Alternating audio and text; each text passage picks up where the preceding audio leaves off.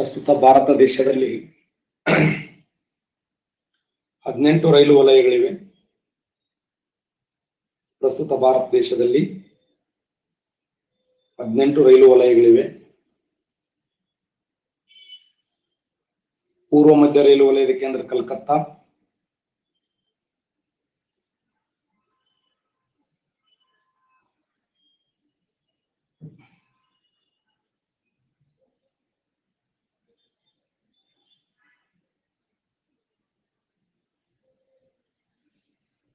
ಪ್ರಸ್ತುತ ಭಾರತ ದೇಶದಲ್ಲಿ 18 ರೈಲು ವಲಯಗಳಿವೆ. ಕರೆಕ್ಟ್ ಇವೆ. 18 ರೈಲು ವಲಯ ಒಂದು ರೈಲ್ವೆ ನಿಗಮ, ಅದು ಯಾವ್ದಂದ್ರೆ ಕೊಂಕಣಿ ರೈಲ್ವೆ ನಿಗಮ. ಪೂರ್ವ ಮಧ್ಯ ರೈಲು ವಲಯದ ಕೇಂದ್ರ ಯಾವ್ದಂತಂದ್ರೆ ಹಾಜಿಪುರ, ನೋ ಕಲ್ಕತ್ತಾ. ಕೇಂದ್ರ ರೈಲು ವಲಯ ಮುಂಬೈ. ಆ ಉದ್ದೇಶಕ್ಕಾಗಿ ಎ ಮತ್ತು ಸಿ ಸರಿಯಾಗಿದೆ. ಎ ಮತ್ತು ಸಿ ಸರಿಯಾಗಿರುವಂತ ಉತ್ತರ. 18 ರೈಲು ವಲಯಗಳಿವೆ. ಒಂದು ರೈಲ್ವೆ ನಿಗಮ ಯಾವ್ದಂದ್ರೆ ಕಲ್ಕತ್ತಾ ರೈಲ್ವೆ ನಿಗಮ, ಇದು ಕೊಂಕಣಿ ರೈಲ್ವೆ ನಿಗಮ. ಕೇಂದ್ರ ರೈಲು ವಲಯದ ಕೇಂದ್ರ ಯಾವ್ದಂದ್ರೆ ಮುಂಬೈ. ಆ ಉದ್ದೇಶಕ್ಕಾಗಿ ಎ ಮತ್ತು ಸಿ ಸರಿಯಾಗಿದೆ. ಎ ಮತ್ತು ಸಿ ಇದು ವೆರಿ ಇಂಪಾರ್ಟೆಂಟ್ ನೋಡಿ.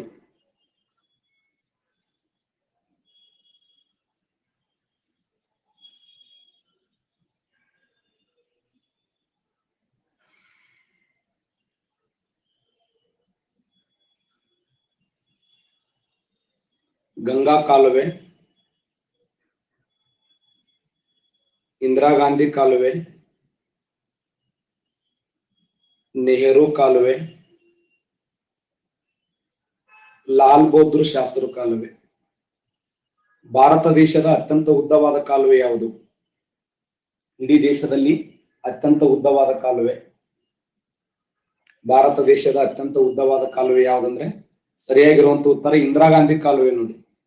ಇಂದಿರಾ ಗಾಂಧಿ ಕಾಲುವೆ ಉದ್ದ ಎಷ್ಟಿದೆ ಅಂದ್ರೆ 760 ಕಿಲೋಮೀಟರ್ ಉದ್ದವಾಗಿದ್ದು ಬಾಕ್ರನಂಗಲ್ ಅಣೆಕಟ್ಟಿನ ಕಾಲುವೆ ಅಂತ ಕರಿತೀವಿ. ಇದು ರಾಜಸ್ಥಾನ ಆಗಿರಬಹುದು, ಪಂಜಾಬ್ ಆಗಿರಬಹುದು. ರಾಜಸ್ಥಾನ, ಪಂಜಾಬ್, ಹರಿಯಾಣ ಈ 3 ರಾಜ್ಯಗಳಿಗೆ ನೀರಾವರಿ ಸೌಲಭ್ಯವನ್ನು ಕಲ್ಪಿಸುವಂತ ಭಾರತ ದೇಶದ ಅತ್ಯಂತ ಉದ್ದವಾದ ಕಾಲುವೆ ಯಾವ್ದಂದ್ರೆ ಇಂದಿರಾ ಗಾಂಧಿ ಕಾಲುವೆ. ಇದರ ಉದ್ದ ಎಷ್ಟಿದೆ ಅಂದ್ರೆ 760 ಕಿಲೋಮೀಟರ್ ಉದ್ದವಾಗಿದೆ. ಭಾರತ ದೇಶದ ಅತ್ಯಂತ ಉದ್ದವಾಗಿರುವಂತ ಕಾಲುವೆ ಇಂದಿರಾ ಗಾಂಧಿ ಕಾಲುವೆ. ಇಂದಿರಾ ಗಾಂಧಿ ಕಾಲುವೆ ಯಾವ ಅಣೆಕಟ್ಟಿನ ಕಾಲುವೆ ಅಂತ ಸಾಕಷ್ಟು ಬಾರಿ ಎಕ್ಸಾಮ್ ಕೇಳಿದ್ದಾನೆ. ಬಾಕ್ರಾನಂಗಲ್ ಅಣೆಕಟ್ಟಿನ ಅತ್ಯಂತ ಉದ್ದವಾದ ಕಾಲುವೆ ನೋಡಿ.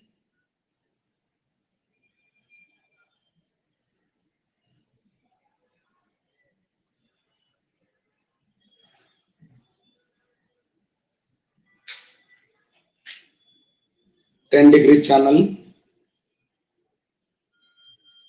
8 degree channel, 9 degree channel, Duncan passage. ದಕ್ಷಿಣ ಅಂಡೋಮಾನ್ ಮತ್ತು ಚಿಕ್ಕ ಅಂಡೋಮಾನ್ಗಳನ್ನು ಬೇರ್ಪಡಿಸುವಂತ ಕಾಲುವೆ ಯಾವುದು? ದಕ್ಷಿಣ ಅಂಡೋಮಾನ್ ಮತ್ತು ಚಿಕ್ಕ ಅಂಡೋಮಾನ್ಗಳನ್ನು ಬೇರ್ಪಡಿಸುವಂತ ಕಾಲುವೆ ಯಾವುದು? ದಕ್ಷಿಣ ಅಂಡೋಮಾನ್ ಮತ್ತು ಚಿಕ್ಕ ಅಂಡೋಮಾನ್ಗಳನ್ನು ಬೇರ್ಪಡಿಸುವಂತ ಕಾಲುವೆ ಯಾವ್ದಂದ್ರೆ ಸರಿಯಾದಂತ ಉತ್ತರ ಡೆಂಕನ್ ಪ್ಯಾಸೇಜ್ ನೋಡಿ. ಡೆಂಕನ್ ಪ್ಯಾಸೇಜ್ ವೆರಿ ಇಂಪಾರ್ಟೆಂಟ್ ಆಗಿರುವಂತ ಪ್ರಶ್ನೆ. ಡೆಂಕನ್ ಪ್ಯಾಸೇಜ್ ಏನಪ್ಪಾ ಅಂದ್ರೆ ದಕ್ಷಿಣ ಅಂಡೋಮಾನ್ ಮತ್ತು ಈ ಚಿಕ್ಕ ಅಂಡೋಮಾನ್ಗಳನ್ನು ಬೇರ್ಪಡಿಸುವಂತ ಕಾಲುವೆ ಯಾವ್ದಂದ್ರೆ ಡೆಂಕನ್ ಪ್ಯಾಸೇಜ್. ಅಂಡೋಮಾನ್ ಮತ್ತು ನಿಕೋಬಾರ್ಗಳನ್ನು ಬೇರ್ಪಡಿಸುವಂತ ಕಾಲುವೆ, ಅಂಡೋಮಾನ್ ಮತ್ತು ನಿಕೋಬಾರ್ಗಳನ್ನು ಬೇರ್ಪಡಿಸುವಂತ ಕಾಲುವೆ 10 ಡಿಗ್ರಿ ಚಾನಲ್ ನೋಡಿ. ಅಂಡೋಮಾನ್ ಮತ್ತು ನಿಕೋಬಾರ್ಗಳನ್ನು ಬೇರ್ಪಡಿಸುವಂತ ಕಾಲುವೆ ಯಾವಂದ್ರೆ 10 ಡಿಗ್ರಿ ಚಾನಲ್. ಲಕ್ಷದ್ವೀಪ ಮತ್ತು ಮಾಲ್ಡೀವ್ಸ್ಗಳನ್ನು ಬೇರ್ಪಡಿಸುವಂತ ಕಾಲುವೆ, ಲಕ್ಷದ್ವೀಪ ಮತ್ತು ಮಾಲ್ಡೀವ್ಸ್ಗಳನ್ನು ಬೇರ್ಪಡಿಸುವ ಕಾಲುವೆ ತಪ್ಪಾಗಿದೆ. ಲಕ್ಷದ್ವೀಪ ಮತ್ತು ಮಾಲ್ಡೀವ್ಸ್ಗಳನ್ನು ಬೇರ್ಪಡಿಸುವ ಕಾಲುವೆ 8 ಡಿಗ್ರಿ ಚಾನಲ್ ನೋಡಿ. ಇನ್ನ 9 ಡಿಗ್ರಿ ಚಾನಲ್ ವಿಶೇಷ ಏನಂದ್ರೆ ಲಕ್ಷದ್ವೀಪ ಮತ್ತು ಮಿನಿಕಾಯ್ಗಳನ್ನು ಬೇರ್ಪಡಿಸಿ. ಲಕ್ಷದ್ವೀಪ ಮತ್ತು ಮಿನಿಕಾಯ್ಗಳನ್ನು ಬೇರ್ಪಡಿಸುವಂತ ಕಾಲುವೆ ಅಂದ್ರೆ 9 ಡಿಗ್ರಿ ಚಾನಲ್. ಇವು ಬಹಳ ಇಂಪಾರ್ಟೆಂಟ್ ನೋಡಿ. 10 degree channel, 8 degree channel, 9 degree channel, Duncan passage ಪಕ್ಕ ಕ್ವಶನ್. ಹೈಯೆಸ್ಟ್ ಕೇಳಿದಂತ ಪ್ರಶ್ನೆ ಇಲ್ಲಿವರೆಗೆ.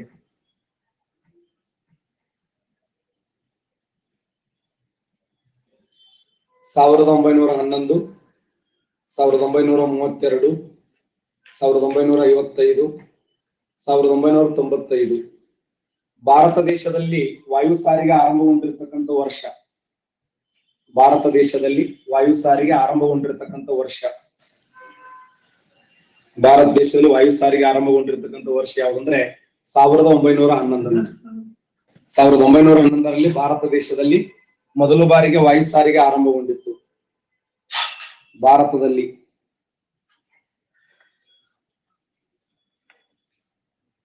ಭಾರತ ದೇಶದಲ್ಲಿ ವಾಯು ಸಾರಿಗೆ ಆರಂಭಗೊಂಡಿರ್ತಕ್ಕಂಥ ವರ್ಷ. ಇವರೆಲ್ಲ ಆರಕಾರ ಹೆಂಗ್ ಮಾಡ್ಕೊಂಡ್ರು? ನಾನೇ ಒಂದು ತಪ್ಪಾಕಿನೆಲ್ಲ. ಕರ್ನಾಟಕ ರಾಜ್ಯದಲ್ಲಿ ವಾಯು ಸಾರಿಗೆ ಆರಂಭಗೊಂಡಂತ ವರ್ಷ. ಕರ್ನಾಟಕ ರಾಜ್ಯದಲ್ಲಿ ವಾಯು ಸಾರಿಗೆ ಆರಂಭಗೊಂಡಿರ್ತಕ್ಕಂಥ ವರ್ಷ ಯಾವಾಗ? ಕನ್ನಡ ನಾಡಿನಲ್ಲಿ ಕರ್ನಾಟಕ ರಾಜ್ಯದಲ್ಲಿ ವಾಯು ಸಾರಿಗೆ ಆರಂಭಗೊಂಡಿರ್ತಕ್ಕಂಥ ವರ್ಷ.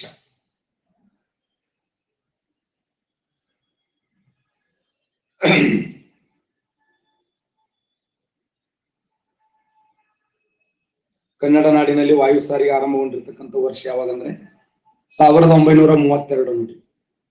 1932 ಎಲ್ಲಿಂದ ಆರಂಭ ಆಯ್ತಂದ್ರೆ ಬಳ್ಳಾರಿಯಿಂದ ಆರಂಭ ಆಯ್ತು. ಬಳ್ಳಾರಿಯಿಂದ ಕರ್ನಾಟಕ ರಾಜ್ಯದಲ್ಲಿ ವಾಯು ಸಾರಿಗೆ ಆರಂಭವಾಯಿತು. ನೆನಪಿಡಿ, 1932. ಇದು ಬಹಳ ಸರಿ ಕ್ವಶನ್ ಆಗಿದೆ. ಕರ್ನಾಟಕ ರಾಜ್ಯದಲ್ಲಿ ವಾಯು ಸಾರಿಗೆ ಆರಂಭಗೊಂಡಿದೆ ಎಲ್ಲಿಂದ ಅಂದ್ರೆ ಬಳ್ಳಾರಿಯಿಂದ. ಯಾವ ವರ್ಷ ಅಂದ್ರೆ 1932.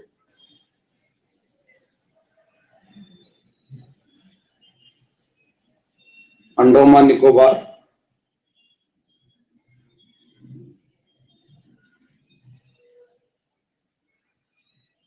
ಕೇರಳ, ಕರ್ನಾಟಕದ ಆಗುಂಬೆ,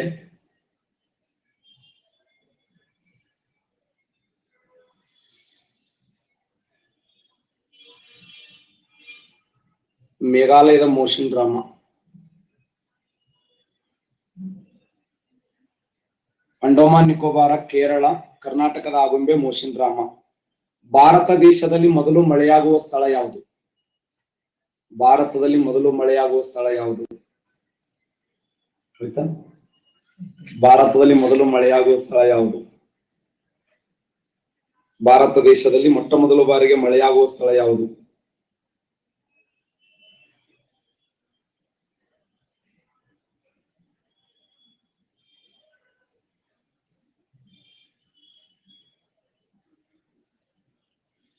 ಯಾವ್ದಂದ್ರ ಸರಿಯಾದಂತ ಉತ್ತರ ಅಂಡೋಮಾನ್ ನಿಕೋಬಾರ್ ನೋಡಿ.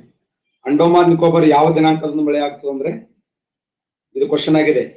ಮೇ 21ರಂದು ಮಳೆ ಆಗ್ತದೆ ನೋಡಿ. ಅಂಡೋಮಾನ್ ನಿಕೋಬಾರ್ ಯಾವ ದಿನಾಂಕದಂದು ಮಳೆ ಆಗ್ತದೆ ಅಂದ್ರೆ ಮೇ 21ರಂದು ಮಳೆಯಾಗುತ್ತದೆ.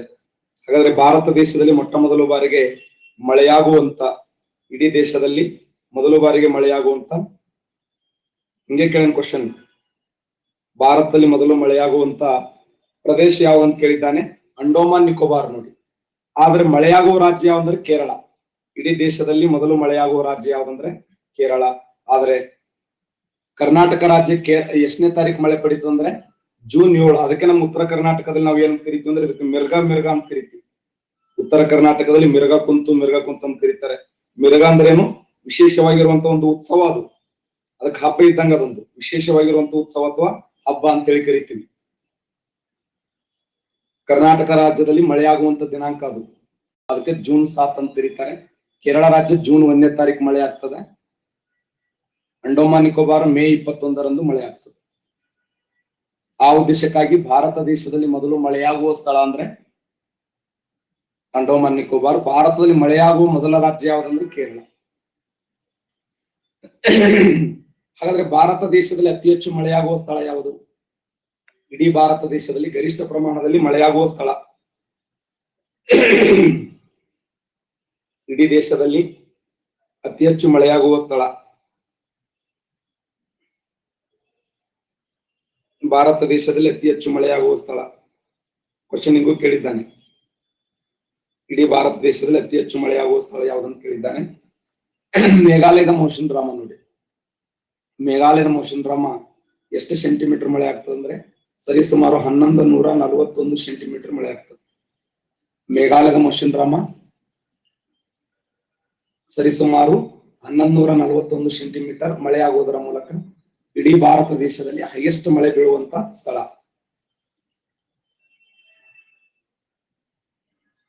ಬೆಂಗಳೂರು, ಮೈಸೂರು, ಶಿವಮೊಗ್ಗ, ಭದ್ರಾವತಿ. ಕರ್ನಾಟಕ ರಾಜ್ಯದ ಈ ಕೆಳಗಿನ ಯಾವ ಸ್ಥಳವನ್ನು ಕರ್ನಾಟಕದ ಕೈಗಾರಿಕೆಗಳ ನಗರ ಅಂತ ಕರೀತಾರೆ? ಕರ್ನಾಟಕದ ಕೈಗಾರಿಕೆಗಳ ನಗರ ಯಾವುದು? ಭದ್ರಾವತಿ. ನೋಡಿ, ಭದ್ರಾವತಿಯನ್ನು ಕರ್ನಾಟಕ ರಾಜ್ಯದ ಕೈಗಾರಿಕೆಗಳ ನಗರ ಅಂತ ಕರೆದ್ರೆ, ಭಾರತದ ಕೈಗಾರಿಕೆಗಳ ನಗರ ಯಾವಂದ್ರೆ ಜಾರ್ಖಂಡ್ ರಾಜ್ಯದ ಜೆಮ್ಸೆಟ್ಪುರ.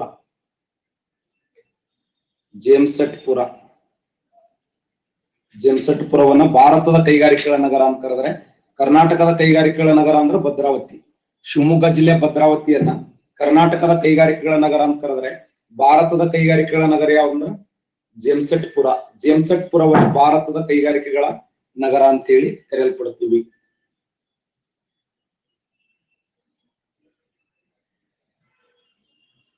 ಪರಿವರ್ತನಾ ಮಂಡಲ, ಸಮೋಷ್ಣ ಮಂಡಲ, ಮಧ್ಯಮಂಡಲ, ಆಯನ ಮಂಡಲ. ಈ ಕೆಳಗಿನ ಯಾವ ವಲಯದಲ್ಲಿ ವಿಮಾನಗಳು ಹಾರಾಟವಾಗುತ್ತವೆ? ಈ ಕೆಳಗಿನ ಯಾವ ಮಂಡಲದಲ್ಲಿ ವಿಮಾನಗಳು ಹಾರಾಟವಾಗುತ್ತವೆ? ಸರಿಯಾಗಿರುವಂತ ಉತ್ತರ ಸಮೋಷ್ಣ ಮಂಡಲ. ನೋಡಿ, ಸಮೋಷ್ಣ ಮಂಡಲ. ವಿಮಾನಗಳು ಯಾವ ವಲಯದಲ್ಲಿ ಹಾರಾಟವಾಗುತ್ತವೆ ಅಂದ್ರೆ ಸರಿಯಾದಂತ ಉತ್ತರ ಸಮೋಷ್ಣ ಮಂಡಲದಲ್ಲಿ ವಿಮಾನಗಳು ಹಾರಾಟವಾಗುತ್ತವೆ. ಇದು ಕ್ವಶನ್ ಕೇಳಿದ್ದಾನೆ. ವಿಮಾನಗಳು ಹಾರಾಟವಾಗುವಂತ ವಲಯ ಯಾವುದಂತ ಕೇಳಿದ್ದಾನೆ. ಸಮೋಷ್ಣ ಮಂಡಲದಲ್ಲಿ ವಿಮಾನಗಳು ಹಾರಾಟವಾಗುತ್ತವೆ. ಈ ಕೆಳಗಿನ ಯಾವ ಮಂಡಲವನ್ನ ಹವಾಗೋಳ ಎನ್ನುವರು? ಹವಾಗೋಳ ಎನ್ನುವರು. ಆಯ್ತಾ ಅನಿಲ್? ಆಯ್ತಾ?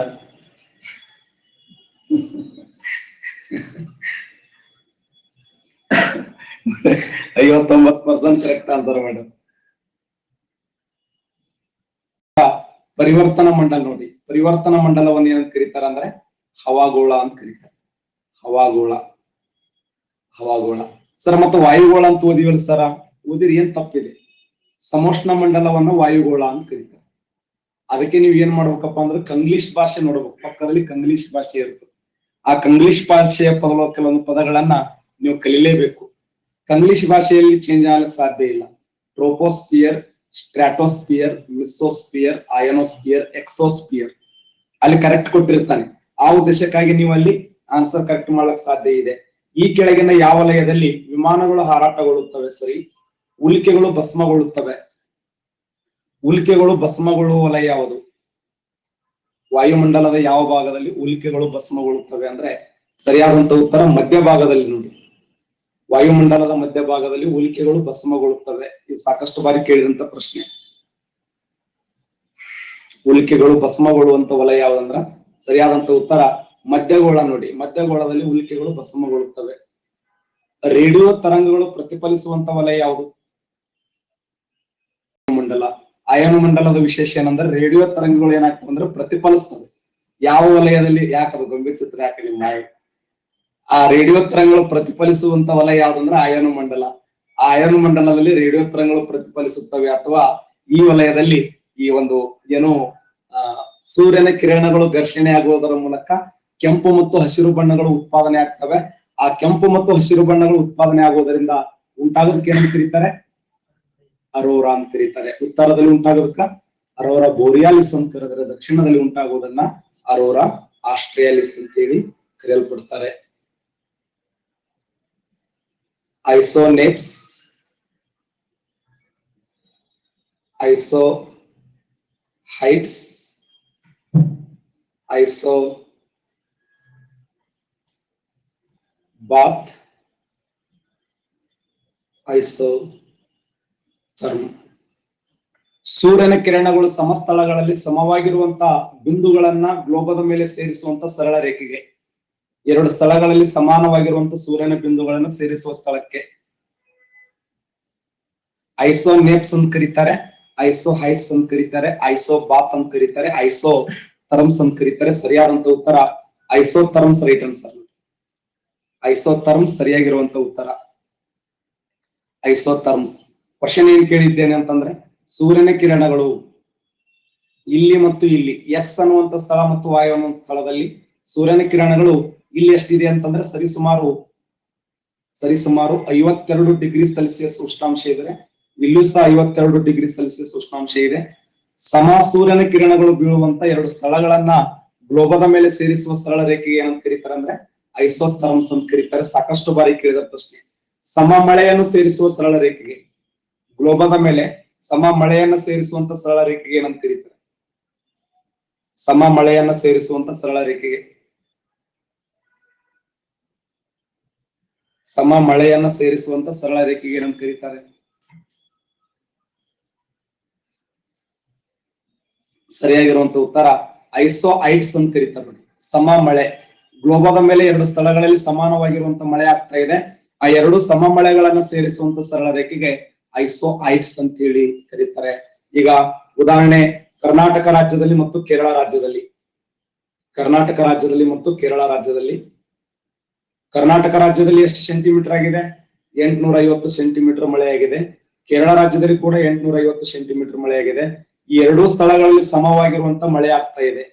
ಈ ಎರಡೂ ಸ್ಥಳಗಳಲ್ಲಿ ಮಳೆ ಆಗ್ತಾ ಇದೆಯಲ್ಲ, ಆ ಮಳೆಗಳನ್ನು ಸೇರಿಸುವ ಸರಳ ರೇಖೆಗೆ ಏನಂತ ಕರೀತಾರೆ ಅಂದ್ರೆ ಐಸೋಐಡ್ಸ್ ಅಂತ ಕರೀತಾರೆ. ಭೂಮಿಯ ಮೇಲೆ ಎರಡು ಸ್ಥಳಗಳಲ್ಲಿ ಮಳೆ ಆಗ್ತಾ ಇದೆ, ಆ ಮಳೆಗಳನ್ನ ಸೇರಿಸುವಂತ ಸರಳ ರೇಖೆಗೆ ಐಸೋಐಡ್ಸ್ ಅಂತ ಹೇಳಿ ಕರೆಯಲ್ಪಡ್ತಾರೆ. ವೆರಿ ಇಂಪಾರ್ಟೆಂಟ್ ಆಗಿರುವಂತ ಪಾಯಿಂಟ್. ಉಕ್ಕು ಮತ್ತು ಕಬ್ಬಿಣ ಕಾರ್ಖಾನೆಗಳು, ಹತ್ತಿ ಬಟ್ಟೆ ಕಾರ್ಖಾನೆಗಳು, ರಾಸಾಯನಿಕ ರಸಗೊಬ್ಬರ ಕಾರ್ಖಾನೆಗಳು, ಐಟಿ, ಬಿಟಿ, ಎಟಿ, ಇವುಗಳಲ್ಲಿ ಯಾವ ಕಾರ್ಖಾನೆಗಳನ್ನ ಸೂರ್ಯೋದಯದ ಕೈಗಾರಿಕೆಗಳು ಅಂತ ಕರೀತಾರೆ? ಸೂರ್ಯೋದಯದ ಕೈಗಾರಿಕೆಗಳು. ಕರೆಕ್ಟ್. ಸೂರ್ಯೋದಯದ ಕೈಗಾರಿಕೆಗಳು ಅಂತ ಕರೀತಾರೆ. ಯಾವ ಕಾರ್ಖಾನೆಗಳನ್ನ ಸೂರ್ಯೋದಯ ಕೈಗಾರಿಕೆ? ಇದು 2019 ಟಿಇಟಿ ಕೇಳಿದಂತ ಪ್ರಶ್ನೆ. ಸರಿಯಾದಂತ ಉತ್ತರ ಐಟಿ, ಬಿಟಿ, ಎಟಿ, ಇವುಗಳನ್ನ ಏನಂತ ಕರೀತಾರೆ ಅಂದ್ರೆ ಸೂರ್ಯೋದಯದ ಕೈಗಾರಿಕೆಗಳು ಅಂತ ಹೇಳಿ ಕರೆಯಲ್ಪಡ್ತಾರೆ. ಇವುಗಳನ್ನ ಜ್ಞಾನಾಧಾರಿತ ಕೈಗಾರಿಕೆಗಳಂದ್ರು ಒಂದೇ, ಸೂರ್ಯೋದಯದ ಕೈಗಾರಿಕೆಗಳಂದ್ರು ಒಂದೇ. ಭಾರತ ದೇಶದಲ್ಲಿ ಕಂಡು ಬರುವಂತ ಇನ್ಫಾರ್ಮೇಶನ್ ಟೆಕ್ನಾಲಜಿ ಆಗಿರಬಹುದು, ಬಯೋಟೆಕ್ನಾಲಜಿ ಆಗಿರಬಹುದು, ಅಡ್ವಾನ್ಸ್ ಟೆಕ್ನಾಲಜಿ ಆಗಿರಬಹುದು, ಈ ಐಟಿ, ಬಿಟಿ, ಎಟಿಗಳನ್ನ ಏನ್ ಕರೀತಾರೆ ಅಂದ್ರೆ ಸೂರ್ಯೋದಯದ ಕೈಗಾರಿಕೆಗಳು ಅಂತ ಹೇಳಿ ಕರೆಯಲ್ಪಡ್ತಾರೆ. Very important. IT, BT, AT, information technology, biotechnology and advance technology.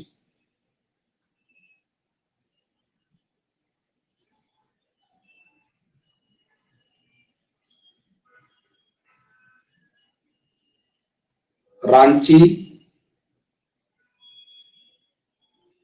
ತಲ್ಚಾರ್, Jharia, Raniganj. ಈ ಕೆಳಗಿನ ಯಾವ ಸ್ಥಳ ಕಲ್ಲಿದ್ದಲು ನಿಕ್ಷೇಪ ಅಲ್ಲ? ಈ ಕೆಳಗಿನ ಯಾವ ಸ್ಥಳ ಭಾರತ ದೇಶದ ಕಲ್ಲಿದ್ದಲು ನಿಕ್ಷೇಪ ಅಲ್ಲ? ಈ ಕೆಳಗಿನ ಯಾವ ಸ್ಥಳ ಭಾರತ ದೇಶದ ಕಲ್ಲಿದ್ದಲು ನಿಕ್ಷೇಪ ಅಲ್ಲ? ಈ ಕೆಳಗಿನ ಯಾವ ಸ್ಥಳ ಭಾರತ ದೇಶದ ಕಲ್ಲಿದ್ದಲು ನಿಕ್ಷೇಪ ಅಲ್ಲ? ನೆನ್ಪಿಡಿ.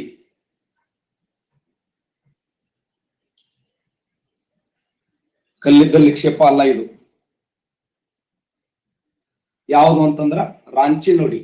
ರಾಂಚಿ ಇದೆಯಲ್ಲ, ಇದಕ್ಕೆ ರಾಂಚಿ ಏನಪ್ಪಾ ಅಂದ್ರೆ ಭಾರತ ದೇಶದಲ್ಲಿ ಇದು ಕಲ್ಲಿದ್ದಲು ನಿಕ್ಷೇಪ ಅಲ್ಲ. ಇದು ಸಾಕಷ್ಟು ಬಾರಿ ಕ್ವಶನ್ ಕೇಳಿದ್ದ ನೋಡಿ. ಯಾವ ಸ್ಥಳ ಭಾರತ ದೇಶದಲ್ಲಿ ಇದು ಕಲ್ಲಿದ್ದಲು ನಿಕ್ಷೇಪ ಅಲ್ಲ ಅಂತಂದ್ರೆ ರಾಂಚಿ. ರಾಂಚಿ ಎಂಬುದು ಅಲ್ಲ. ತಲ್ಚಾರ್ ಇದೆ, ಜರಿಯಾ ಇದೆ, ರಾಣಿಗಂಜ್ ಇದೆ. ಹಾಗಾದ್ರೆ ಭಾರತ ದೇಶದಲ್ಲಿ ಬಿರ್ಸಾ ಮುಂಡಾ ಅಂತಾರಾಷ್ಟ್ರೀಯ ವಿಮಾನ ನಿಲ್ದಾಣ ಎಲ್ಲಿದೆ?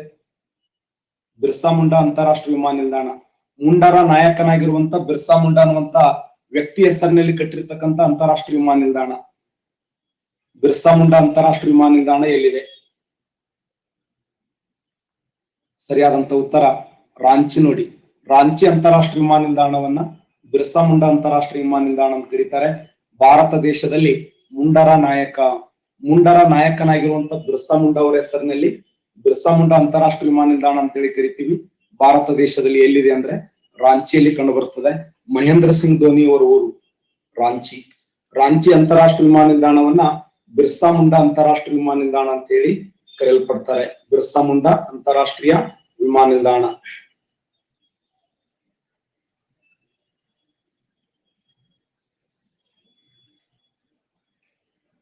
ಕನ್ನಡ, ತಮಿಳು, ಇಂಗ್ಲಿಷ್, ಒಡಿಯಾ ಈ ಕೆಳಗಿನ ಯಾವ ಭಾಷೆ ಭಾರತ ಸಂವಿಧಾನಬದ್ಧ ಭಾಷೆ ಅಲ್ಲ? ನಮ್ಮ ದೇಶದ ಸಂವಿಧಾನ ಬದ್ಧವಲ್ಲದ ಭಾಷೆ ಯಾವುದು? ಈ ಕೆಳಗಿನ ಯಾವ ಭಾಷೆ ಭಾರತ ದೇಶದಲ್ಲಿ ಸಂವಿಧಾನಬದ್ಧವಾಗಿಲ್ಲ? ಅದು ಸಂವಿಧಾನಬದ್ಧವಾಗಿಲ್ಲ. ಯಾವ ಭಾಷೆ ಸಂವಿಧಾನಬದ್ಧವಾಗಿಲ್ಲ ಅಂತ ಕೇಳಿದ್ದಾನೆ. ಸರಿಯಾದಂತ ಉತ್ತರ ಇಂಗ್ಲಿಷ್ ಭಾಷೆ ಇಲ್ಲ ಆಗಲ್ಲದು. ಇಂಗ್ಲಿಷ್ ಭಾಷೆ ನಮ್ಮ ಭಾರತ ದೇಶದಲ್ಲಿ ಅದರ ಸಂವಿಧಾನಬದ್ಧವಾಗಿರುವಂತ ಭಾಷೆ ಅಲ್ಲ. ಕನ್ನಡ, ತಮಿಳು, ಒಡಿಯಾ ಸೇರಿ ಎಷ್ಟು ಭಾಷೆಗಳಿವೆ ಅಂದ್ರೆ ಭಾರತ ಸಂವಿಧಾನದಲ್ಲಿ 22 ಭಾಷೆಗಳದವಲ್ಲ. 22 ಭಾಷೆಗಳು ಏನಪ್ಪಾ ಅಂದ್ರೆ ಸಂವಿಧಾನಬದ್ಧ ಭಾಷೆಗಳಾಗಿವೆ. 22 ಭಾಷೆಗಳು ಸಂವಿಧಾನಬದ್ಧ ಭಾಷೆಗಳಾಗಿವೆ. ಇದು ಕ್ವಶನ್ ಆಗಿದೆ ನೋಡಿ. ಸಂವಿಧಾನಬದ್ಧ ಭಾಷೆಗಳ ಸಂಖ್ಯೆ 22 ಭಾಷೆಗಳು. ಬಟ್ ಕಂಗ್ಲೀಷ್ ಭಾಷೆ ಇಲ್ಲಿ ಇದೆಯಲ್ಲ, ಇದು ಸಂವಿಧಾನಬದ್ಧ ಭಾಷೆ ಅಲ್ಲ. ಹಾಗಾದ್ರೆ ದೇಶಾದ್ಯಂತ ಹೈಕೋರ್ಟ್ಗಳಲ್ಲಿ ಮಾತನಾಡುವ ಭಾಷೆ ಯಾವುದು? ದೇಶಾದ್ಯಂತ ಹೈಕೋರ್ಟ್ಗಳಲ್ಲಿ ಮಾತನಾಡುವ ಭಾಷೆ ಯಾವುದು? ಹೈಕೋರ್ಟ್ಗಳಲ್ಲಿ ಮಾತನಾಡುವ ಭಾಷೆ ಅಲ್ಲ, ಆದ್ರೆ ಹೈಕೋರ್ಟ್ಗಳಲ್ಲಿ ಮಾತನಾಡುವ ಭಾಷೆ ಅಂದ್ರೆ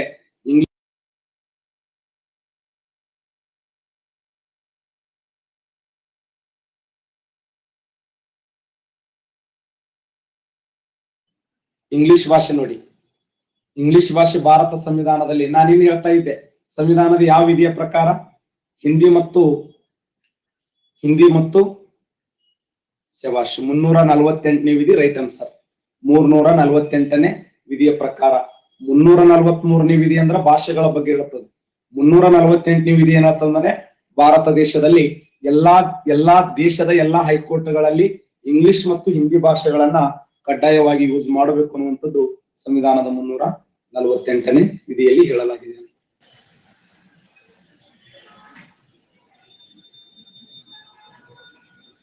ಹಿಂದಿ,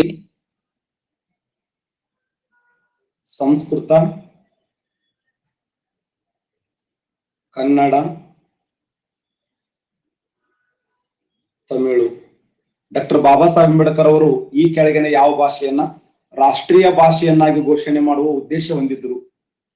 ಡಾಕ್ಟರ್ ಬಾಬಾ ಸಾಹೇಬ್ ಅಂಬೇಡ್ಕರ್ ಈ ಕೆಳಗಿನ ಯಾವ ಭಾಷೆಯನ್ನ ರಾಷ್ಟ್ರೀಯ ಭಾಷೆಯನ್ನಾಗಿ ಮಾಡುವ ಉದ್ದೇಶವನ್ನು ಹೊಂದಿದ್ರು? ಸರಿಯಾದಂತ ಉತ್ತರ ಸಂಸ್ಕೃತ ಭಾಷೆ ನೋಡಿ.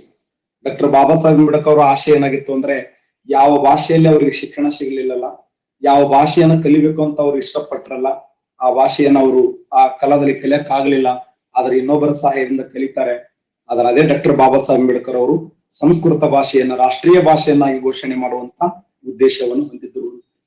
ಹಾಗಾದ್ರೆ ಈ ಕೆಳಗಿನ ಯಾವ ಭಾಷೆ ಉತ್ತರಾಖಂಡದ ಮಾತೃಭಾಷೆಯಾಗಿದೆ? ಉತ್ತರಾಖಂಡದಲ್ಲಿ ಮಾತನಾಡುವಂತ ಮಾತೃಭಾಷೆ ಯಾವುದು? ಉತ್ತರಾಖಂಡದಲ್ಲಿ ಮಾತನಾಡುವಂತ ಮಾತೃಭಾಷೆ ಯಾವುದು?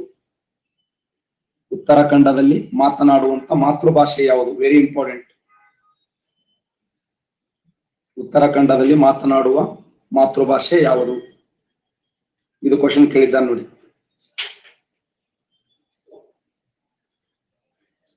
ಸಂಸ್ಕೃತ ಭಾಷೆ ನೋಡಿ.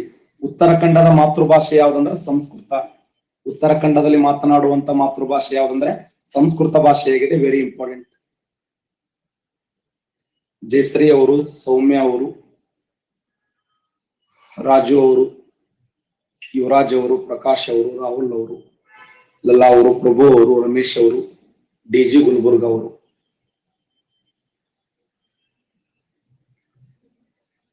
ಉತ್ತರಾಖಂಡದಲ್ಲಿ ಮಾತನಾಡುವ ಭಾಷೆ ಯಾವ್ದಂದ್ರೆ ಅದು ಸಂಸ್ಕೃತ ಭಾಷೆ, ನೆನ್ಪಿಡಿ. ಹಾಗಾದ್ರೆ ನಾನು ಸಾರಿಗೆಯ ಇನ್ನೊಂದು ಭಾಗವಾಗಿರುವಂತ ಅತ್ಯಂತ ವೇಗದ ಸಾರಿಗೆ ವಾಯು ಸಾರಿಗೆ 1903ರಲ್ಲಿ 1901ರಲ್ಲಿ ಯುನೈಟೆಡ್ ಸ್ಟೇಟ್ ಆಫ್ ಅಮೆರಿಕದ ರೈಟ್ ಸಹೋದರರು ಈ ಒಂದು ವಾಯು ಸಾರಿಗೆಯನ್ನು ಆವಿಷ್ಕಾರ ಮಾಡ್ತಾರೆ ಸ್ನೇಹಿತರೆ. 1901ರಲ್ಲಿ ಯುನೈಟೆಡ್ ಸ್ಟೇಟ್ ಆಫ್ ಅಮೆರಿಕಾದ ರೈಟ್ ಸಹೋದರರು ಅವ್ರು ಯಾರಂದ್ರೆ ಓರ್ವಿಲ್ಲೆ ಮತ್ತು ವಿಲ್ಬರ್ ಅನ್ನುವಂತ ವ್ಯಕ್ತಿಗಳು. ಈ ಓರ್ವಿಲ್ಲೆ ಮತ್ತು ವಿಲ್ಬರ್ ಅನ್ನುವಂತ ವ್ಯಕ್ತಿಗಳು ಪ್ರಪಂಚದಲ್ಲಿ 1901ರಲ್ಲಿ ಅಮೆರಿಕ ದೇಶದ ರೈಟ್ ಸಹೋದರರು ಈ ಒಂದು ವಿಮಾನವನ್ನು ಆವಿಷ್ಕಾರ ಮಾಡ್ತಾರೆ. 1903ರಲ್ಲಿ ಆ ಅಮೆರಿಕ ದೇಶದ ಯುನೈಟೆಡ್ ಸ್ಟೇಟ್ ಆಫ್ ಅಮೆರಿಕ ದೇಶದ ಯಾವ ಎರಡು ಸ್ಥಳಗಳ ಮಧ್ಯದಲ್ಲಿ ಅಂತಂದ್ರೆ ಅದು ಯಾವ ಸ್ಥಳಗಳ ಮಧ್ಯದಲ್ಲಿ? ಅಮೆರಿಕ ದೇಶದಲ್ಲಿ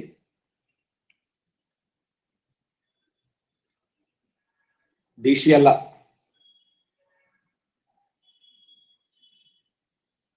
ಕಿಟ್ ಹಾಸನದಿಂದ ಯಾವ ವಿಕನಾಳ ಕ್ಯಾರೋಲಿನ್ ಪ್ರಾಂತ್ಯ. ಎಕ್ಸಲೆಂಟ್. ಕಿಟ್ ಹಾಸನದಿಂದ ಕ್ಯಾರೋಲಿನ್ ಪ್ರಾಂತ್ಯಗಳ ಮಧ್ಯದಲ್ಲಿ ನೋಡಿ. ಕಿಟ್ ಹಾಸನದಿಂದ ಕ್ಯಾರೋಲಿನ್ ಪ್ರಾಂತ್ಯಗಳ ಮಧ್ಯದಲ್ಲಿ ಪ್ರಪಂಚದಲ್ಲಿ ವಿಮಾನ ಯಾವ ಎರಡು ಸ್ಥಳಗಳ ಮಧ್ಯೆ ಹಾರಾಟವಾಯಿತು ಅಂದ್ರೆ ಅಮೆರಿಕ ದೇಶದ ಕಿಟ್ ಹಾಸನದಿಂದ ಕ್ಯಾರೋಲಿನ್ ಪ್ರಾಂತ್ಯಗಳ ಮಧ್ಯದಲ್ಲಿ 1903ರಲ್ಲಿ. ಹಾಗಾದ್ರೆ ಭಾರತಕ್ಕೆ ವಿಮಾನವನ್ನು ಪರಿಚಯ ಮಾಡಿದ್ದು 1911ರಲ್ಲಿ. ಯಾರು ಪರಿಚಯ ಮಾಡಿದಾರೆ ಅಂದ್ರೆ JRD ಟಾಟಾ ನೋಡಿ. JRD ಟಾಟಾ ಇವರನ್ನ ಭಾರತ ದೇಶದ ವಾಯು ಸಾರಿಗೆ ಪಿತಾಮಹ ಅಂತ ಕರೀತಾರೆ.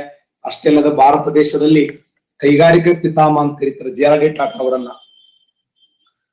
ಟಾಟಾ ಅವರನ್ನ ಭಾರತ ದೇಶದ ಕೈಗಾರಿಕೆ ಪಿತಾಮಹ.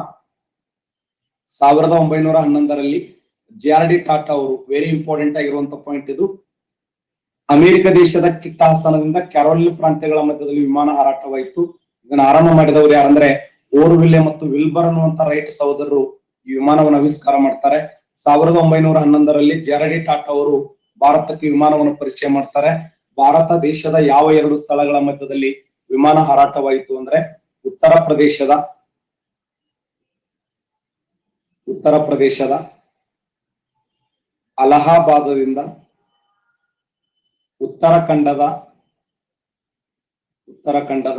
ನೈನಿತಾಲಗಳ ಮಧ್ಯದಲ್ಲಿ ನೋಡಿ. ಉತ್ತರ ಪ್ರದೇಶದ ಅಲಹಾಬಾದ್ನಿಂದ ಉತ್ತರಾಖಂಡದ ನೈನಿತಾಲಗಳ ಮಧ್ಯದಲ್ಲಿ ಮೊಟ್ಟ ಮೊದಲ ಬಾರಿಗೆ ಈ ವಿಮಾನ ಹಾರಾಟ ಆರಂಭವಾಯಿತು. ಭಾರತ ದೇಶದಲ್ಲಿ ವಾಯು ಸಾರಿಗೆ ಆರಂಭಗೊಂಡಿದ್ದು ಎಲ್ಲಿಂದ ಎಲ್ಲಿವರೆಗೆ ಅಂದ್ರೆ ಉತ್ತರ ಪ್ರದೇಶದ ಅಲಹಾಬಾದ್ನಿಂದ ಆರಂಭ ಆಗಿ ಉತ್ತರಾಖಂಡದ ನೈನಿತಾಲಗಳ ಮಧ್ಯದಲ್ಲಿ ಈ ವಾಯು ಸಾರಿಗೆ ಆರಂಭಗೊಳ್ಳುತ್ತದೆ. 1911ರಲ್ಲಿ ಭಾರತಕ್ಕೆ ವಾಯು ಸಾರಿಗೆಯನ್ನು ಪರಿಚಯ ಮಾಡಿದವರು ಯಾರಂದ್ರೆ JRD ಟಾಟಾ. ಇನ್ನು ಕರ್ನಾಟಕ ರಾಜ್ಯಕ್ಕೆ ವಾಯು ಸಾರಿಗೆಯನ್ನು ಪರಿಚಯ ಮಾಡಿದವರು, ಕರ್ನಾಟಕ ರಾಜ್ಯಕ್ಕೆ ವಾಯು ಸಾರಿಗೆ ಪರಿಚಯ ಆಗಿದ್ದು ಯಾವಾಗ ಅಂದ್ರೆ 1932. ಇದನ್ನ ಯಾರು ಪರಿಚಯ ಮಾಡ್ಲಿಲ್ಲ, ತಾನೇ ಪರಿಚಯ ಆಯ್ತು. ಯಾಕಂದ್ರೆ ದಿನ ಒಂದು ವಿಮಾನ ಹೋಗ್ತಿತ್ತು. ಎಲ್ಲಿಂದ ಎಲ್ಲಿವರೆಗೆ ಅಂದ್ರೆ ಚೆನ್ನೈದಿಂದ ಕರಾಚಿಗಳ ಮಧ್ಯದಲ್ಲಿ ವಿಮಾನ ಹಾರಾಟ ಆಗ್ತಿತ್ತು. ಆ ಚೆನ್ನೈದಿಂದ ಕರಾಚಿಗಳ ಮಧ್ಯದಲ್ಲಿ ವಿಮಾನ ಹಾರಾಟವಾಗುವ ಸಮಯದಲ್ಲಿ ನಮ್ಮ ಕರ್ನಾಟಕದ ಬಳ್ಳಾರಿ, ಮುಂಬೈ, ಗುಜರಾತದ ಅಹಮದಾಬಾದ್ ಮೂಲಕ ಏನಾಗ್ತಿತ್ತಂದ್ರೆ ವಿಮಾನ ಹೋಗ್ತಿತ್ತು. ಅವಾಗ ಬಳ್ಳಾರಿಗೆ ಏನಾಗ್ತಿತ್ತಂದ್ರೆ ಒಂದು ಸ್ಟ್ಯಾಂಡ್ ಇತ್ತು ನಮ್ಮ ಕರ್ನಾಟಕ ರಾಜ್ಯದ ಬಳ್ಳಾರಿಯಲ್ಲಿ. ಅಂದ್ರೆ ಈ ಮಧ್ಯದಲ್ಲಿ ನಾವೇನು ಟೀ ಅದು ಕುಡ್ಯಾಕ ನಿಂದಿರ್ತೀವಲ್ಲ, ಆ ತರ ವಿಮಾನ ಏನ್ ಮಾಡ್ತಾರೆ ಅಂದ್ರೆ ಇಲ್ಲಿ ಲ್ಯಾಂಡ್ ಮಾಡ್ತಾ ಇದ್ರು. ಸ್ವಲ್ಪ ಶುಂಠಿ ಟೀ ಕುಡಿದು ಒಂದು ಸಿಂಗಲ್ ಬಜಿ ತಿಂದು ಏನ್ ಮಾಡ್ತಿದ್ರು ಅಂದ್ರೆ ಇಲ್ಲಿಂದ ಮತ್ತೆ ಹೋಗ್ತಾ ಇದ್ರು. ಆ ಉದ್ದೇಶಕ್ಕಾಗಿ ಈ ಚೆನ್ನೈದಿಂದ ಕರಾಚಿಗಳ ಮಧ್ಯದಲ್ಲಿ ಹಾರಾಟವಾಗುವಾಗ ಕರ್ನಾಟಕ ರಾಜ್ಯಕ್ಕೆ ವಾಯು ಸಾರಿಗೆ ಆರಂಭ ಪರಿಚಯ ಆಗಿದ್ದೆ ಯಾವಾಗ ಅಂದ್ರೆ 1932. ಇಂಥ ವಾಯು ಸಾರಿಗೆ ಕರ್ನಾಟಕ ರಾಜ್ಯಕ್ಕೆ 1932 ಕೆಲವು ಬುಕ್ಗಳಲ್ಲಿ ಸರ್ ಮಿರ್ಜಾ ಇಸ್ಮಾಯಿಲ್ ಅವರು ಪರಿಚಯಿಸಿದ್ರು ಅಂತಿದೆ. ಬಟ್ ಸರ್ ಮಿರ್ಜಾ ಇಸ್ಮಾಯಿಲ್ ಏರಿಯಾಕ್ ಬರ್ತಾ ಇರಲಿಲ್ಲ ಅದು, ಯಾಕಂದ್ರೆ ಅವರು ಮೈಸೂರು ಪ್ರಾಂತ್ಯಕ್ಕೆ ಮಾತ್ರ ಸೀಮಿತ ಆಗಿದ್ರು. ಬಳ್ಳಾರಿ ಪ್ರಾಂತ ಮದ್ರಾಸ್ ಕರ್ನಾಟಕಕ್ಕೆ ಸಂಬಂಧಪಟ್ಟಿತ್ತು.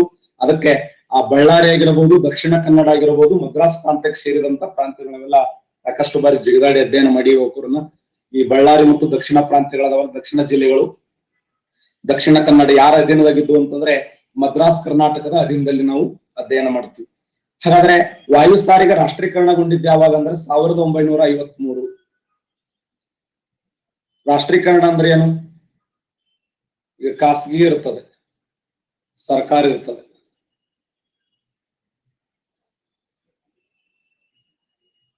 ಸರ್ಕಾರದ ಒಡೆತನದಿಂದ ಖಾಸಗಿಯವರಿಗೆ ಬಂದ್ರೆ ಖಾಸಗೀಕರಣ ಅಂತ ಕರಿತೀವಿ. ಖಾಸಗಿಯವರ ಒಡೆತನದಿಂದ ಸರ್ಕಾರಕ್ಕೆ ಬಂದ್ರೆ ಸರ್ಕಾರೀಕರಣ ಅನ್ನಬಾರದು, ರಾಷ್ಟ್ರೀಕರಣ ಅಂತ ಕರಿಬೇಕು. ರಾಷ್ಟ್ರೀಕರಣ, ನ್ಯಾಷನಲೈಸೇಷನ್ ಅಂತ ಕರೀತಾರೆ. ಹಾಗಾದ್ರೆ ಸರ್ಕಾರದ ಒಡೆತನದಿಂದ ಖಾಸಗಿಯವರಿಗೆ ಹೋದ್ರೆ ಏನಂತೀವಿ? ಖಾಸಗೀಕರಣ ಅಂತ ಕರಿತೀವಿ. ಹಂಗ ಖಾಸಗಿಯವರ ಒಡೆತನದಿಂದ ಸರ್ಕಾರಕ್ಕೆ ಬಂದ್ರ ಸರ್ ಮತ್ತು ಸರ್ಕಾರೀಕರಣ ಅಂತ ಕರೀರಿ ಅಂತಲ್ಲ. ಸರ್ಕಾರೀಕರಣ ಅಲ್ಲದು, ರಾಷ್ಟ್ರೀಕರಣ ಸರಿಯಾಗಿರುವಂತ ಉತ್ತರ. ಹಾಗಾದ್ರೆ 1953ರಲ್ಲಿ 1953ರಲ್ಲಿ ವಾಯು ಸಾರಿಗೆ, ಭಾರತ ದೇಶದ ವಾಯು ಸಾರಿಗೆ ಏನಾಯ್ತು ಅಂದ್ರೆ ರಾಷ್ಟ್ರೀಕರಣಗೊಂಡಿತ್ತು. ಇದು ಕ್ವಶನ್ ಆಗಿದೆ. ಭಾರತದ ವಾಯು ಸಾರಿಗೆ ರಾಷ್ಟ್ರೀಕರಣಗೊಂಡ ವರ್ಷ ಯಾವಾಗಂದ್ರೆ 1953. ವಾಯು ಸಾರಿಗೆಯಲ್ಲಿ 2 ಪ್ರಕಾರ. ವಾಯು ಸಾರಿಗೆಯಲ್ಲಿ ಒಂದು ದೇಶೀಯ ವಾಯು ಸಾರಿಗೆ, ಇನ್ನೊಂದು ವಿದೇಶೀಯ ವಾಯು ಸಾರಿಗೆ. ದೇಶೀಯ ವಾಯು ಸಾರಿಗೆ ನಿಭಾಯಿಸುವ ಸಂಸ್ಥೆ ಯಾವ್ದಂದ್ರೆ ಇಂಡಿಯನ್ ಏರ್ಲೈನ್. Indian airline. ವಿದೇಶಿ ವಾಯು ಸಾರಿಗೆಯನ್ನ ಏರ್ ಇಂಡಿಯಾ. ಏರ್ ಇಂಡಿಯಾ ನೆನ್ಪಿಡಿ. ದೇಶಿ ವಾಯು ಸಾರಿಗೆ ನಿಭಾಯಿಸುವ ಸಂಸ್ಥೆ ಇಂಡಿಯನ್ ಏರ್ಲೈನ್ ಆದ್ರೆ ವಿದೇಶಿ ಅಂತಾರಾಷ್ಟ್ರೀಯ ವಾಯು ಸಾರಿಗೆ ನಿಭಾಯಿಸುವ ಸಂಸ್ಥೆ ಯಾವ್ದಂದ್ರ ಏರ್ ಇಂಡಿಯಾ. ಈ ಎರಡನ್ನ ನಿಭಾಯಿಸುವ ಸಂಸ್ಥೆ ಯಾವ್ದಂದ್ರ 1995ರಲ್ಲಿ airport authority of India.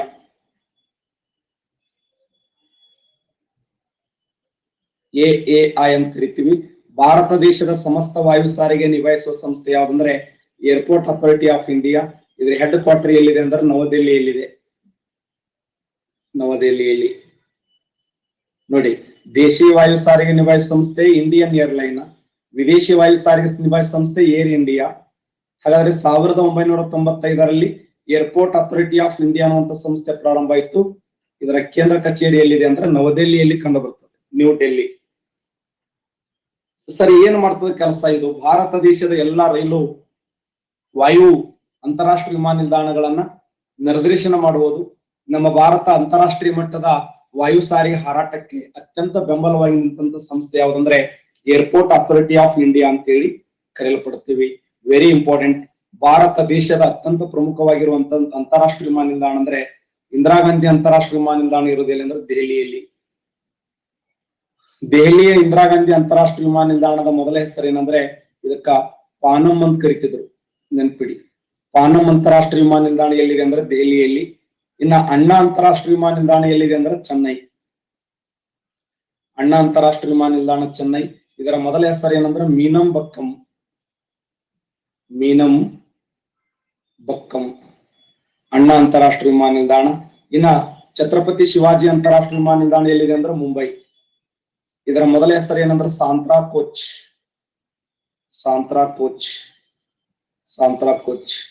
Chhatrapati Shivaji ಅಂತಾರಾಷ್ಟ್ರೀಯ ವಿಮಾನ ನಿಲ್ದಾಣ ಎಲ್ಲಿದೆ ಅಂದ್ರೆ ಮುಂಬೈ.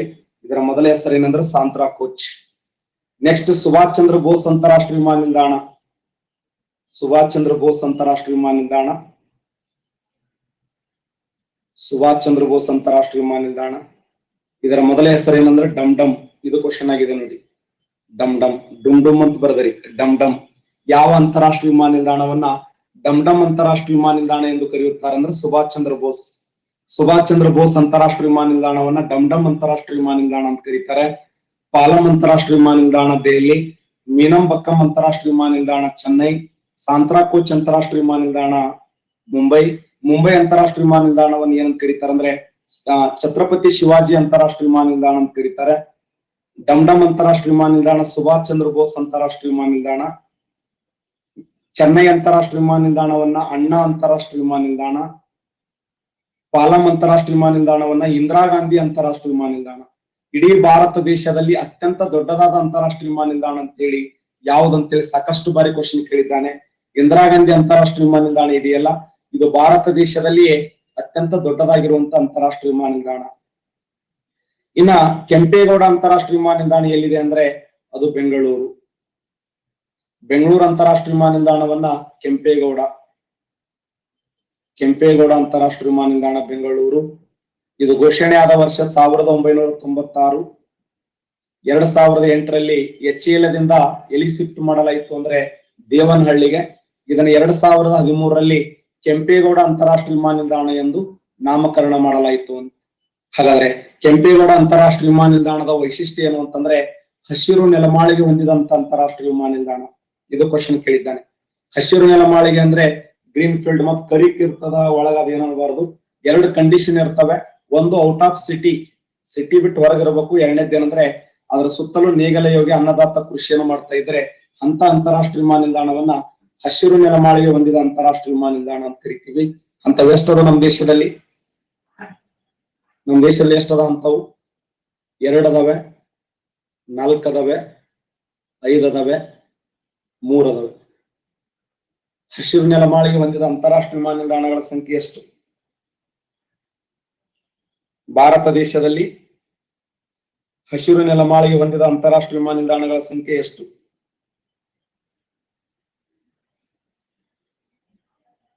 ಭಾರತ ದೇಶದಲ್ಲಿ ಹಸಿರು ನೆಲಮಾಳಿಗೆ ಹೊಂದಿದ ಅಂತಾರಾಷ್ಟ್ರೀಯ ವಿಮಾನ ನಿಲ್ದಾಣಗಳ ಸಂಖ್ಯೆ ಎಷ್ಟು ಅಂತಂದ್ರೆ ಸರಿಸುಮಾರು 3 ಅಂತಾರಾಷ್ಟ್ರೀಯ ವಿಮಾನ ನಿಲ್ದಾಣಗಳದಾವ ನೋಡಿ.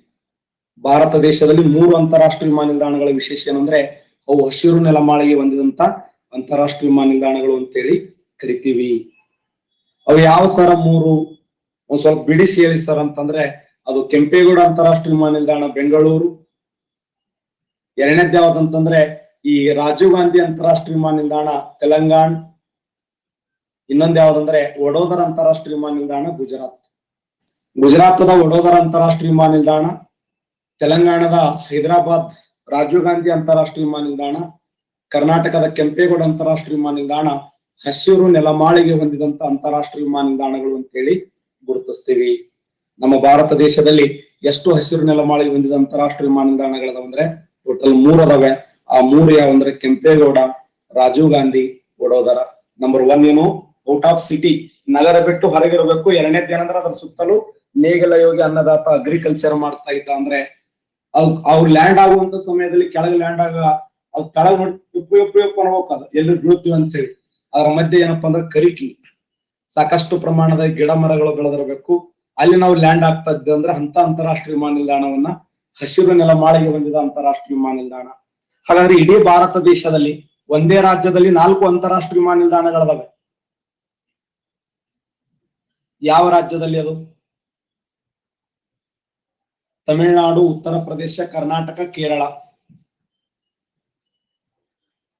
ಒಂದೇ ರಾಜ್ಯದಲ್ಲಿ ಸರಿಸುಮಾರು 4 ಅಂತಾರಾಷ್ಟ್ರೀಯ ವಿಮಾನ ನಿಲ್ದಾಣಗಳಿದಾವೆ. ಯಾವ ರಾಜ್ಯದಲ್ಲಿ ಅದು?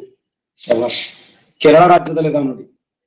ಕೇರಳ ರಾಜ್ಯದಲ್ಲಿ ಒಂದೇ ರಾಜ್ಯದಲ್ಲಿ 4 ಅಂತಾರಾಷ್ಟ್ರೀಯ, ಇದು ಕ್ವಶನ್ ಆಗಿದೆ, ಒಂದೇ ರಾಜ್ಯದಲ್ಲಿ 4 ಅಂತಾರಾಷ್ಟ್ರೀಯ ವಿಮಾನ ನಿಲ್ದಾಣಗಳು ಎಲ್ಲಿದಾವೆ ಅಂದ್ರೆ ಅದು ಕೇರಳ ರಾಜ್ಯದಲ್ಲಿ ಕಂಡು ಬರ್ತದೆ. ಇನ್ನ ಇಲ್ಲಿ ಸರ್ದಾರ್ ವಲ್ಲಭಾಯಿ ಪಟೇಲ್ ಅಂತಾರಾಷ್ಟ್ರೀಯ ವಿಮಾನ ನಿಲ್ದಾಣ ಅಂತಿದೆ. ಅದು ಎಲ್ಲಿ ಅಂದ್ರೆ ಗುಜರಾತ್ ರಾಜ್ಯದ ಅಹಮದಾಬಾದದಲ್ಲಿ. ಗುಜರಾತ್ ರಾಜ್ಯದ ಅಹಮದಾಬಾದ್ ಸರ್ದಾರ್ ವಲ್ಲಭಾಯಿ ಪಟೇಲ್ ಉಕ್ಕಿನ ಮನುಷ್ಯ, ಭಾರತದ ಉಕ್ಕಿನ ಮನುಷ್ಯ ಎನಿಸಿಕೊಂಡಿರ್ತಕ್ಕಂಥ ಸರ್ದಾರ್ ವಲ್ಲಭಾಯಿ ಪಟೇಲ್ ಅಂತಾರಾಷ್ಟ್ರೀಯ ವಿಮಾನ ನಿಲ್ದಾಣ ಇರುವುದು ಎಲ್ಲಿ ಅಂದ್ರೆ ಗುಜರಾತ್ ರಾಜ್ಯದ ಅಹಮದಾಬಾದದಲ್ಲಿ. ಗುಜರಾತ್ ರಾಜ್ಯದ ಅಹಮದಾಬಾದದಲ್ಲಿ ಸರ್ದಾರ್ ವಲ್ಲಭಾಯಿ ಪಟೇಲ್ ಅಂತಾರಾಷ್ಟ್ರೀಯ ವಿಮಾನ ನಿಲ್ದಾಣ ಇದೆ ಅಲ್ಲ. ಸರ್ದಾರ್ ವಲ್ಲಭಾಯಿ ಪಟೇಲ್ ಅಂತಾರಾಷ್ಟ್ರೀಯ ವಿಮಾನ ನಿಲ್ದಾಣ ಗುಜರಾತದ ಅಹಮದಾಬಾದ್. ಉತ್ತರ ಪ್ರದೇಶದ ವಾರಣಾಸಿಯಲ್ಲಿ ಲಾಲ್ ಬಹದ್ದೂರ್ ಶಾಸ್ತ್ರಿ ಅಂತಾರಾಷ್ಟ್ರೀಯ ವಿಮಾನ ನಿಲ್ದಾಣವಿದೆ, ಫೇಮಸ್. ನಮ್ಮ ಭಾರತ ದೇಶ ಕಂಡ ಅಪರೂಪದ ಪ್ರಧಾನಮಂತ್ರಿಯಾಗಿ ಸಾಲ ಮಾಡಿ ಮರಣ ಅಪ್ಪಿರತಕ್ಕಂತ ಏಕೈಕ ವ್ಯಕ್ತಿ ಯಾರಂದ್ರೆ ಅದು ಲಾಲ್ ಬಹದ್ದೂರ್ ಶಾಸ್ತ್ರಿ. ಸಾಲ ಮಾಡಿ ಪ್ರಧಾನಮಂತ್ರಿ ಮರಣ ಅಪ್ಪಾರಂದ್ರೆ ಅವರೆಷ್ಟು ಪ್ರಾಮಾಣಿಕ ಇರಬಹುದು ವಿಚಾರ ಮಾಡಿ. ಕೆಲವು ರಾಜಕಾರಣಿಗಳ ಮನೆಯಲ್ಲಿ ನೋಟ್ ಎಣಿಸುವಂತ ಮಷಿನ್ಗಳು ಇಟ್ಟರೆ ಎಣಸಕ್ ಆಗಲ್ಲ ಅಂತ ಹೇಳಿ ಅಷ್ಟು ನಮಗೆ ಸೇವೆಯನ್ನು ಮಾಡುವಂತ ರಾಜಕಾರಣಿಗಳನ್ನ ಇವತ್ತಿನ ದಿನಮಾನಗಳಿಗೆ ಕಾಣ್ತೇವೆ. ಇವರಷ್ಟು ಪ್ರಾಮಾಣಿಕ, ಇವರಷ್ಟು ಸಜ್ಜನೀಯ ರಾಜಕಾರಣಿಗಳು, ಇವರಷ್ಟು ತಿಳುವಳಿಕೆ ರಾಜಕಾರಣಿಗಳು ನಮ್ಮ ಜೀವನದಾಗ ನೋಡಿಲ್ಲ. ಆದ್ರೆ ಲಾಲ್ ಬಹದ್ದೂರ್ ಶಾಸ್ತ್ರಿ ಅವರು ಪಾಪ ಸಾಲ ಮಾಡಿದ್ರಂತ, ಸಾಲ ಮಾಡಿ ಸಾಲ ಮೈಮೇಲೆ ಇಟ್ಟುಕೊಂಡು ಮರಣ ಅಪ್ಪಿರತಕ್ಕಂತ ಪ್ರಧಾನಮಂತ್ರಿ ಅಂದ್ರೆ ಅದು ಲಾಲ್ ಬಹದ್ದೂರ್ ಶಾಸ್ತ್ರಿ ಅವರು. ಅಂತ ಲಾಲ್ ಬಹದ್ದೂರ್ ಶಾಸ್ತ್ರಿ ಅವರ ಅಂತಾರಾಷ್ಟ್ರೀಯ ವಿಮಾನ ನಿಲ್ದಾಣ ಎಲ್ಲಿದೆ ಅಂದ್ರೆ ಉತ್ತರ ಪ್ರದೇಶದ ವಾರಣಾಸಿಯಲ್ಲಿ ನಾವು ಕಾಣ್ತೀವಿ. ವಿಶೇಷವಾಗಿರುವಂತ ಸೂಚನೆ ಏನು ಅಂತಂದ್ರೆ